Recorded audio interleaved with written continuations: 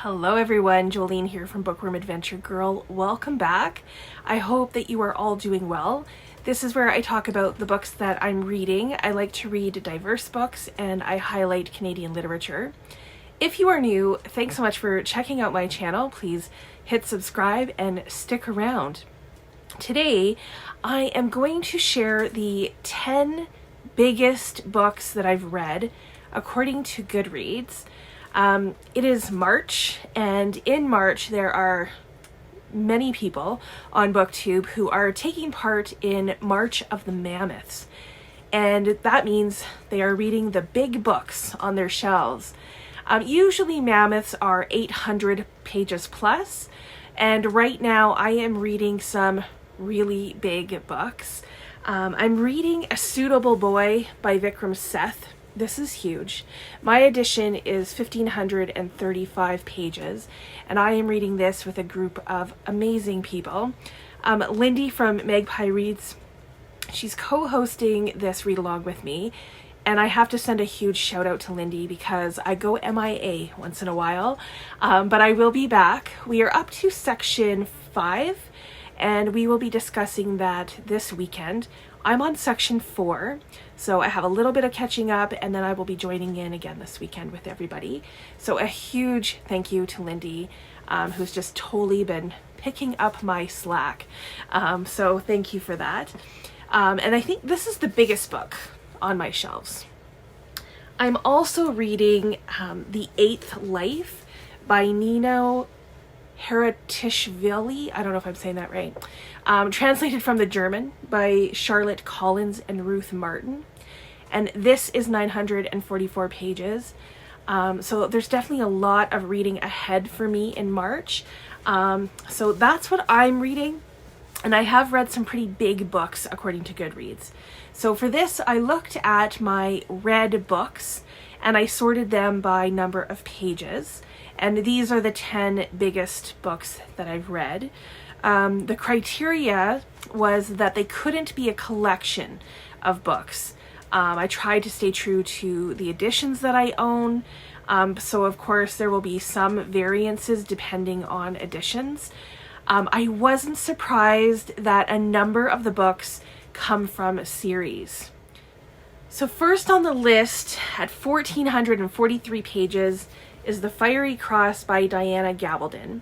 This is the 5th book in the Outlander series. Now, I've said this a million times on the channel, but I don't always get along with series. However, there are exceptions, and this would be one exception for me. I do love the Outlander series. The first 5 books up to this one are my favorite, but they are all huge. They are all a commitment. And then next on the list is a book from another series at 1,237 pages. It's World Without End by Ken Follett. And this is the second in the Kingsbridge series. I love the world building in this book. Actually, both of these books so far. Just so great. It's no surprise that the next book made this list. At 1,167 pages, it's The Stand, the complete and uncut edition by Stephen King. King has written some big, massive tomes, and this edition is significant since they originally cut like so much from this book.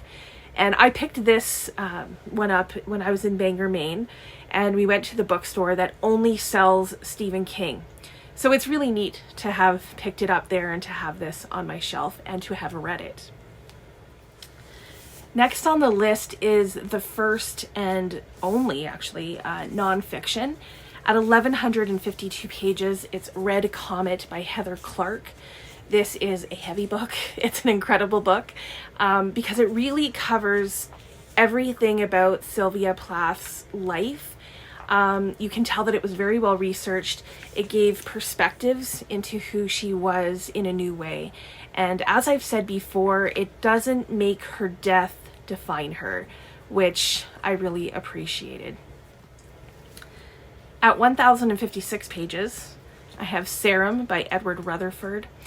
His books are all commitments too.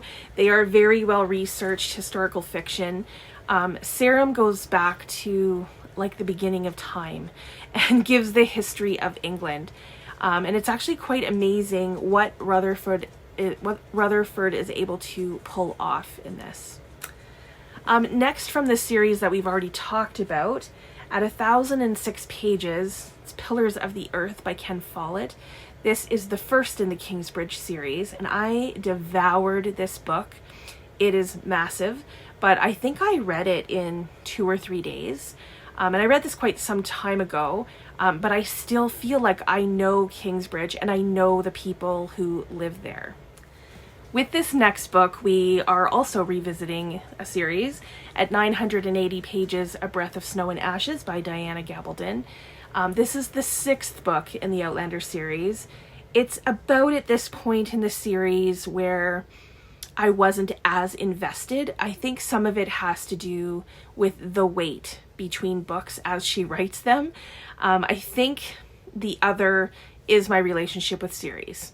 I will continue to read this series. The 10th book is supposedly the last one, and I've read the first 9. So I look forward to kind of being transported back into this world, both in time and in place, with Jamie and Claire Fraser. So this is kind of the book where I just started not enjoying them quite as much. Okay, the 8th book is at 959 pages, and this is a classic, Gone with the Wind by Margaret Mitchell, another heavy book. I read this with 2 subscribers and friends, Christine and Karen, and I thought this was going to be an intimidating read, and I ended up really enjoying it. It is an epic story, and a lot of my assumptions about the story weren't true. And I really liked this, and I really enjoyed being able to talk about it while reading it as well. For the 9th book, we are going back to the Outlander series. So at 947 pages, this is Dragonfly and Amber by Diana Gabaldon, and this is the 2nd book in the series. This would be, I think, in my top 3 favorite books of the series.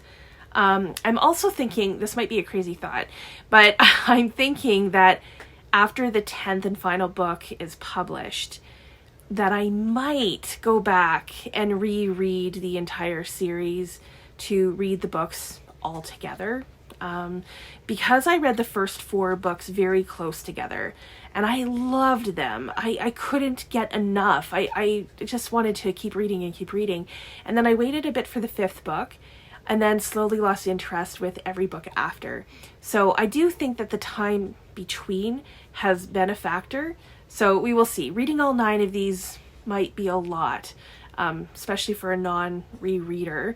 But it also might be worth it in this case. I don't know. And then last but not least, the 10th book is 993 pages. And it's The 5 Smooth Stones by Anne Fairbairn. This is one of those books that I think goes under the radar. This was first published in the 1960s, and it covers from the Great Depression to the Civil Rights Movement. And it's historical fiction with a love story. It's about a biracial relationship, and it's about the sacrifice that so many people made to fight for their rights. So this is really a classic, but for some reason I have never heard anyone else talk about it.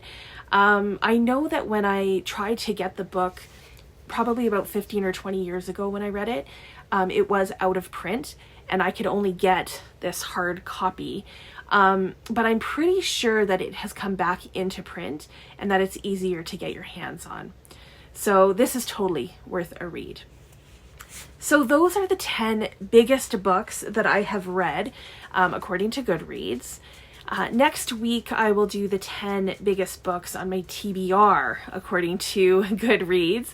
And if you are interested, perhaps you can help me decide which of the next 10 big books on my TBR I should read next. So please let me know if any of these are big books that you have also read, or books that you want to read. Are some of them intimidating to you? What are the biggest books that you have read? I look forward to chatting with you in the comments. As always, thank you so much for watching. I hope you enjoy the rest of your day, and don't forget to make every day an adventure.